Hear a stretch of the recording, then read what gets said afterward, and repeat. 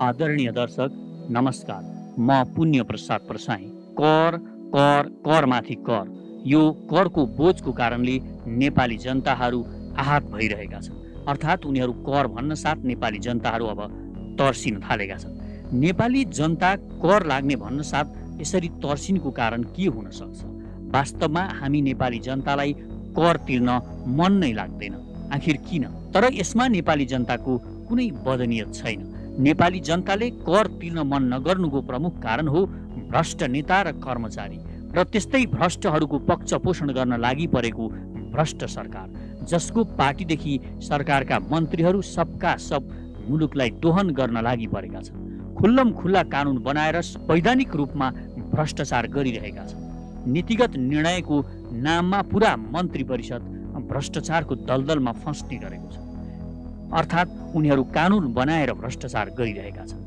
जनताले रगत पसिना बगाएर कमाएको पैसा सरकारलाई करको रूपमा तिर्छन्, तर त्यस करको यहाँका नेता र कर्मचारीले ब्रह्मलुट मचाएका छन्। जब जनताले तिरेको करले देशको विकास र जनताका लागि काम नभएको कारणले र भ्रष्ट नेताहरूलाई पोस्ने मात्र काम भइरहेको कारणले जनताहरू कर भन्न साथ त्यसको विरोधमा उत्रन्छन्।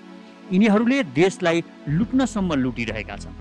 माथि प्रधानमन्त्रीदेखि तल वडाध्यक्ष, माथि मुख्य सचिवदेखि तल वडाको सचिवसम्म जनताको सेवाका लागि नभएर आफ्नो जागिरलाई लुट्नको लागि लाइसेन्स हो भन्ने ठानिरहेका छन्।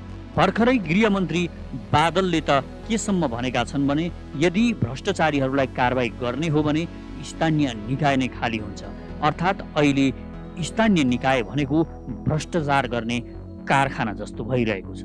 जनता कर तिर्छन्, तर यी नेता र कर्मचारीहरू मिलेर मन्त्री परिषदबाट निर्णय गराएर चौधरी, एनसेल जस्ता र अरू धेरै यस्ता उद्योगी र व्यापारीहरूलाई जो नक्कली भ्याट बिल बनाएर कर छल्ने काम गर्छन्, मिलाएर खाने गरिरहेका छन्, ती बदमासहरूलाई केही कमिसनको लोभमा अरबौंको कर छुट दिने गर्छन्। जनताले तिरेको कर यिनीहरूलाई यिनका बाबुको फिर्ता जस्तो भएको छ।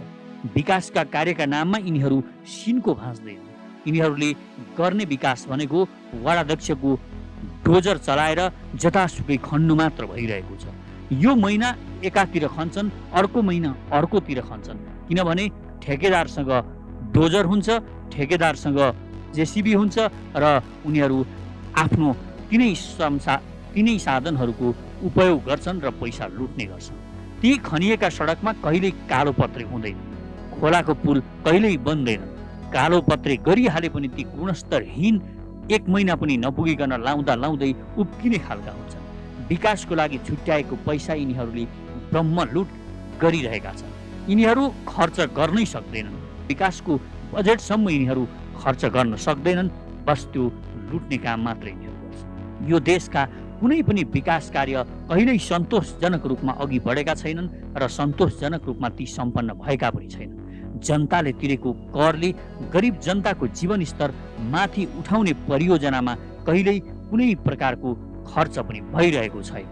यसरी आफूले तिरेको करको राज्यले सही सदुपयोग गर्ने विश्वास जनतामा नभएकाले हामीले तिरेको करमा यी भ्रष्ट नेता र कर्मचारीहरूले गाडी किन्ने, विदेश सैर गर्ने, पार्टी भोज र मोज मस्ती गर्ने अनि सके जति ब्रह्मलुट गर्ने भएकाले नेपाली जनताहरू यो देशद्रोही भ्रष्टहरूलाई पोष्न किन कर तिर्ने भन्ने मान्यता राख्छन्। के का लागि कर तिर्ने भने जस्तो मानसिकता नेपाली जनतामा अहिले रहिआएको छ। र एक वर्ष अगाडि मात्र सरकारले पुस्तकमा विदेशी पुस्तकहरूमा विदेशमा छापिएर आउने र विदेशी भाषाका कुनै पनि पुस्तकहरूमा 10% कर लगाउने व्यवस्था गरेको थियो। अहिले त्यो करको चौतर्फी विरोध गर्ने प्रयास भइरहेको छ। अर्थात् त्यसलाई विरोधको रूपमा उठाइरहेको छ र बुझेर नबुझेर जनताहरूले पनि त्यसमा समर्थन गर्न खोजिरहेका छन्। अर्थात् केही विद्यार्थीहरू त्यसको समर्थनमा सडकमा निस्किरहेका पनि छन्। वास्तवमा यो के हो? विदेशी पुस्तकमा कर लगाउनु हुन्छ कि हुँदैन? यो कति उचित छ, कति अनुचित छ, यस विषयमा छर्लङ्ग पार्छु। अहिले विदेशी पुस्तकमा लागेको करको बारे नेपाली समाजमा होहल्ला बढ्दै भइरहेको छ। केही मानिसहरू नबुझेर होहल्ला गरिरहेका छन् भने केही मानिसहरू स्वार्थको कारणले बुझ पचाएर होहल्ला गरिरहेका छन्। पहिलो र बुझ्नुपर्ने कुरा के हो भने पुस्तकमा लाउने कर मात्र भन्नुको साटो हामीले विदेशी पुस्तकमा लगाएको कर भनेर बुझ्नुपर्ने हुन्छ र यो करको विरोध गर्नुपर्ने कुनै पनि आवश्यकता छैन। नेपाली जनताले र नेपाली पाठकले यसको विरोध गर्नुपर्ने आवश्यकता छैन, किनभने यो करले पुस्तकको मूल्यमा वृद्धि त हुँदैन र अर्कोतिर यो करले जुन अङ्ग्रेजी र हिन्दी पुस्तकहरू यहाँ ल्याएर नेपालमा भित्र्याएर बिना भन्सार भित्र्याएर ब्रह्मलुट गरिरहेका केही व्यापारीहरू छन्, तिनीहरूले एक छत्र रूपमा यहाँ ठगिरहेका छन्। तिनीहरूको त्यो ठगी भने अब बन्द हुनेवाला छ। यो करबाट नेपालभित्र प्रकाशित हुने नेपाली भाषाका र नेपालका राष्ट्रभाषाका पुस्तकलाई कुनै फरक पनि पर्दैन, किनभने यिनीहरू पहिल्यै कर तिरिएको कागजमा आफ्ना पुस्तकहरू छापिरहेका हुन्छन्। अर्को प्रमुख कुरा, यो विदेशी पुस्तकमा लगाएको करले पाठकमा कुनै थप दायित्व बोक्नु नपर्ने कुरा यहाँ अवगत गराउन चाहन्छु। मतलब पुस्तकको मूल्य प्रिन्ट हुने भएकाले त्यो तोकिएको मूल्यभन्दा बढी पाठकले तिर्नु पर्दा पनि पर्दैन। पाठकले थप भार बोक्नु पर्दैन भनेर यसरी जान्दै पनि यो पुस्तकमा लगाएको करको बारेमा किन विरोध भएको होला? यो मैले बताइहालेँ, यहाँ हामी जनताहरूमा, नेपाली जनताहरूमा कर तिर्ने कुनै आकाङ्क्षा नै रहेको छैन, अर्थात् करको सदुपयोग नभएको कारणले हामी कर तिर्न चाहँदैनौँ भन्ने जस्तो देखिएको छ। र पुस्तकमा लगाउने यो करको बारेमा भने केही बुझ्न आवश्यक छ। कति यहाँका नेपाली पुस्तकका प्रकाशकहरू समेत यो करको बारेमा नबुझेर यो लाउनु हुँदैन, यो फिर्ता लिनुपर्छ भनेर कराइरहेका छन्। वास्तवमा यसको वास्तविकता के हो यहाँ म बताउनेछु। 1 वर्ष अघि सरकार पुस्तकमा लगाएको 10% करको अहिले आएर यसरी विरोध हुनु पनि निकै अर्थपूर्ण छ। विरोध गर्नेहरू यो कर हटाउनु पर्छ भन्ने गरिरहेका छन् भने यो करको बोझ पुस्तक प्रेमी पाठकलाई कतिको मात्रामा पर्छ, यसरी पुस्तकमा कर लाउनु कति मुनासिब हुन्छ, यो विषयमा बहस नगरी विरोध गर्नेहरू केवल एक सूत्रीय तर्क छ, ज्ञानमा कर लाउनु भनेको जङ्गली युगमा फर्कनु जस्तै हो, त्यसैले पुस्तकमा कर लाउनु हुँदैन। तर वास्तविकता के हो म स्पष्ट पार्नेछु। पुस्तकमा कर लाउनु हुन्थ्यो कि हुन्न थियो? अनि यसरी ज्ञानको स्रोत पुस्तकमा कर लाउँदा देश र जनतालाई फाइदा घाटा के हुन्छ त? यो स्पष्ट हुन जरुरी पनि छ र पुस्तक प्रेमी पाठकका बीचबाट यो भ्रम हटाउन जरुरी पनि छ। पहिलो कुरा, यहाँ धेरैले पुस्तकमा कर लाउने भनेको नेपालका जुनसुकै पुस्तक जुन हामी पसलमा किन्न जान्छौँ तिनीहरू सबैमा 10% कर लाग्ने होला र जसको कारणले आफूले तोकिएको मूल्य MRP जुन त्यहाँ लेखिएको हुन्छ त्योभन्दा बढी पैसा तिरेर पुस्तक किन्नु पर्ला भन्ने डर पाठकमा रहेको छ। वास्तवमा यो सत्य होइन। यो कर विदेशमा उत्पादन हुने विदेशी पुस्तकमा मात्र हो। नेपालभित्र प्रकाशित हुने पुस्तकमा सबै कुरा यथावत नै रहनेछ। पुस्तक ज्ञान हो र यो ग्लोबलाइजेसनको युगमा ज्ञानमा कर लाउनु हुँदैन भन्ने नारा विश्वव्यापी रहिआएको छ। यो झट्ट सुन्दा निकै मिठो नारा जस्तो लाग्छ, तर यो कर्णप्रिय लाग्ने नाराका पछाडि ती शक्तिशाली राष्ट्रको कुनियत लुकेको छ, जसको पुस्तक उत्पादन ठुलो छ र तिनीहरूका लागि उनीहरू विश्वव्यापी बजार खोजिरहेका हुन्छन्। अर्थात् आफ्नो पुस्तक बेच्नको लागि उनी संसारभरि बजार खोजिरहेका हुन्छन्। यी शक्तिशाली राष्ट्रहरू र जसको पुस्तकको पहुँच संसारभरि रहेको पनि छ, उनीहरू पुस्तक मार्फत अरबौं डलरको व्यापार गरिरहेका हुन्छन्, कमाइ गरिरहेका हुन्छन् र कर लगाउँदाखेरि यो उनीहरूको कमाइमा बाधा पुग्छ। जस्तो अमेजन भन्ने अमेरिकी अनलाइन सपिङले पनि आफ्नो आर्थिक साम्राज्य विस्तार यही पुस्तकको बिक्रीबाट गरेको थियो। तर विकासोन्मुख देशका भाषाका पुस्तकको संरक्षण र आरक्षणका लागि यसरी विदेशी पुस्तकलाई खुल्ला छुट दिनु हुँदैन, नत्र हाम्रो नेपाली भाषा साहित्यका पुस्तकहरू 20 वर्ष पछाडि हराएर जान सक्छन्। यहाँ नेपाली भाषाका पुस्तक प्रकाशन गर्नुपर्ने रहर कुनै पनि प्रकाशकलाई लाग्ने छैन, किनभने यो बिक्री बिस्तारै बिस्तारै कम हुँदै जानेछ। नेपाली भाषाका र नेपाली राष्ट्रभाषाका पुस्तकको संरक्षणका लागि यो कर अति नै आवश्यक छ। अर्थात् नेपाली भाषाको संरक्षण गर्ने र नेपाली राष्ट्रभाषाको संरक्षण गर्ने हो भने विदेशी भाषाका पुस्तकहरू र विदेशमा प्रकाशित हुने पुस्तकहरूमा कर लगाउनुपर्छ।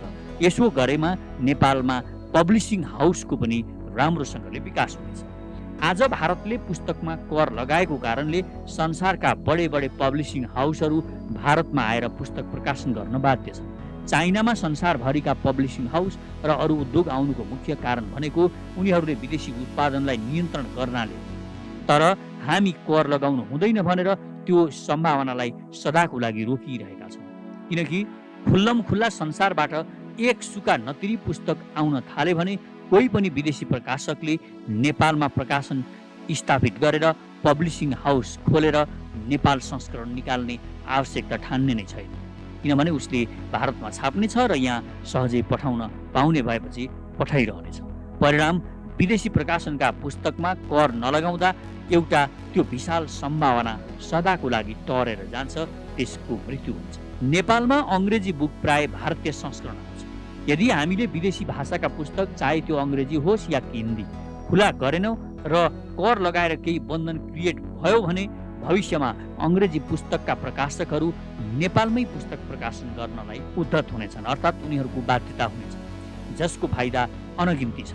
पहिलो त गुणस्तरीय छपाईका लागि गुणस्तरीय प्रेसहरू यहाँ स्थापित हुनेछन्। नेपाली प्रेसमा काम भए यहाँ रोजगारी सिर्जना हुनेछ। अर्को कुरा, भन्सार र भ्याट तिरेको कागजमा छापिने भएको कारणले त्यस्ता पुस्तक यहाँ छापिँदाखेरि नेपालमा करको पनि नेपालको राजस्वको पनि वृद्धि हुनेछ, जसले नेपाली राष्ट्रको आम्दानी हुनेछ। दोस्रो, अङ्ग्रेजी तथा हिन्दी र अन्य भाषाका पुस्तकलाई नेपाली भाषामा प्रकाशित गर्ने लहर आउनेछ, जसले नेपाली भाषाको प्रवर्धन त हुने नै भयो, साथै नेपाली अनुवाद र नेपाली प्रेसले काम पाएपछि रोजगारीमा पनि वृद्धि हुने भयो। कागजको करबाट राष्ट्रलाई हुने फाइदा त छँदैछ, साथै आफ्नै मातृभाषामा विश्व साहित्य र विश्वका पुस्तकहरू पढ्न पाउने भएपछि स्वाभाविक रूपमा पठन संस्कृतिको विकास हुने त भयो नै, साथै विश्वका सबै खाले पुस्तक नेपाली भाषामा पाउने भएपछि हाम्रो भाषा पनि समृद्ध हुने भयो। पुस्तकमा किन कर लगाउने, हामीलाई मार्का पर्छ भन्ने आम पाठकले नबुझेको अर्को पक्ष, अहिले मूल्य जुन तोकिएको छ अर्थात् प्रिन्टेड हुन्छ त्यसको साटो स्टिकर टाँसेर बेच्न पाउनुपर्छ र त्यसलाई सरकारले पनि मान्नुपर्छ भनेर व्यापारीहरू पाठकलाई ठग्नको लागि बहाना खोजिरहेका छन्। किनकि यसो गर्दा उनीहरू मान्छेको मुख हेरेर जसलाई जति मन लाग्यो उति मूल्य तिराउन सक्ने हुन्छन्। अर्थात् अहिले उनीहरू छापिएको प्रिन्टेड मूल्यमा होइन, आफूले स्टिकर टाँसेर मूल्य बेच्न पाउनुपर्छ, त्यो मूल्यमा पुस्तकहरू बेच्न पाउनुपर्छ र आफूले टाँसेको स्टिकरमा सरकारले कर लिनुपर्छ भनेर नेपाली जनतालाई बेवकुफ बनाउन खोजिरहेका छन्। विदेशी पुस्तकमा लगाएको करले ठग व्यापारी बाहेक कोही पनि पाठकलाई कुनै पनि प्रकारको हानि भएको छैन र हुने छैन। किनकि एमआरपी भन्दा बढी लिन खोजेमा त्यो व्यापारीलाई तुरुन्तै कालोबजारी ऐन अनुसार कारबाही चलाउन सकिन्छ। यदि हिन्दी भाषाका पुस्तकलाई बिना कर खुला गर्ने हो भने त्यसले केही वर्षमा नेपाली भाषालाई नै विस्थापन गर्नेछ। किनकि नेपालमा प्रायले हिन्दी बुझ्ने भएकाले कुनै पनि पुस्तक नेपाली भाषामा नै पढ्नुपर्ने आवश्यकता रहने छैन। नेपाली भाषा र नेपाल राष्ट्र भाषाको संरक्षणका लागि पनि यो कर कायम रहनु आजको आवश्यकता हो। धन्यवाद। जय सचेत नेपाली। शक्तिशाली र समृद्ध नेपालको नवनिर्माणका लागि सचेत नेपाली महाअभियान। आदरणीय दिदीबहिनी तथा दाजुभाइहरू नमस्कार, म पुण्य प्रसाद प्रसाई। पेशाले म लेखक, प्रकाशक र उद्यमी। जे विशेषण भए पनि म तपाईहरू जस्तै यो देशलाई हृदयदेखि नै माया गर्ने एउटा देशभक्त नेपाली हुँ। नेपालको अस्तित्व खतरामा परेको यस घडीमा देशभक्तिको भावना नेपाली जनजनमा पुर्याउनु अति नै आवश्यक ठानेर हामीले म सचेत नेपाली नामक महाअभियान सुरु गरेका छौँ र यसको संयोजकमा साथीहरूले मलाई तोक्नु भएको छ। यस महाअभियानको उद्देश्य भ्रष्ट र देशद्रोही लेन्डुपेहरूलाई नाङ्गे झार बनाउने मात्र होइन, राष्ट्रिय गौरवका आयोजना छिटो पूरा गर्न यो सरकारलाई दबाब दिनु र नेपाली स्वार्थसँग सम्बन्धित कुनै पनि घटनालाई ठिक ढङ्गले प्रस्तुत गरेर जनतालाई सचेत र चनाखो हुन प्रेरित गर्नुका साथै विश्वका कुना कुनामा पुगेर संसारको समृद्धि देखेका जनताको यति त नेपालमा हामी पनि गर्न सक्छौँ। नेपाल भन्दा सुन्दर त मलाई संसारमा कहीँ लागेन भन्ने जुन भावना छ त्यसलाई मूर्त रूप दिन र उहाँहरूलाई आफ्नो मातृभूमि फर्केर परिवारसँगै बसेर केही गर्न सक्ने उद्यमी हुन प्रेरणा दिनुका साथै नेपाल र नेपालीलाई माया गर्ने सकारात्मक सोच भएका मनहरूलाई गोलबद्ध गरेर नेपालको निर्माण गर्न यहाँको व्यथिति, विसङ्गति, भ्रष्टाचार र राष्ट्रद्रोही दलाल लेन्डुपे विरुद्ध लड्न एउटा विश्वसनीय, भरपर्दो र सशक्त आवाज निर्माण गर्नु हो, जुन आवाज सुन्न यो लम्पसारवादी सरकार पनि बाध्य बनोस्। हामीलाई यो देशका भ्रष्ट र लेन्डुपे नेता, भ्रष्ट र दलाल कर्मचारी टाठा बाठा बनेर विदेशीको पैसा खाएर परे देशै बेच्न पनि पछि नपर्ने विदेशी जासुसहरूले धेरै भ्रममा पारे। अब सचेत बनौं र अरूलाई पनि सचेत गराउँ। यो सचेत नेपाली महाअभियानको उद्देश्य सानो र सुन्दर नेपाल मात्र होइन, विशाल, शक्तिशाली र समृद्ध नेपालको नवनिर्माण हो। यसका लागि तपाईँ पनि भन्नुहोस्, म सचेत नेपाली। र यदि हामीसँग हातमा हात र आवाजमा आवाज मिलाएर यो देशको नवनिर्माणको यो महाअभियानमा सक्रिय बन्न चाहनुहुन्छ भने हामीसँग जोडिनुहोस्। यसका लागि कमेन्टमा म सचेत नेपाली लेखेर आफ्नो इमेल आइडी लेख्नुहोला। साथै हाम्रो ट्विटर ह्यान्डल म सचेत नेपालीलाई फलो गर्नुहुन र म सचेत नेपाली नामको फेसबुक पेज लाइक गर्नुहुन पनि हार्दिक अनुरोध गर्दछु। आउनुहोस् मिलेर नेपालको नवनिर्माण गरौँ। एकै स्वरमा भनौँ, म सचेत नेपाली, मेरो देश म आफै बनाउँछु। म आफ्नो प्यारो मातृभूमि नेपाल र नेपाली जनताको सेवामा मन, वचन र कर्मले समर्पित रहनेछु। देश र जनतालाई कहिल्यै धोका दिने छैन र धोका दिने गद्दारहरूलाई म छोड्ने पनि छैन। धन्यवाद।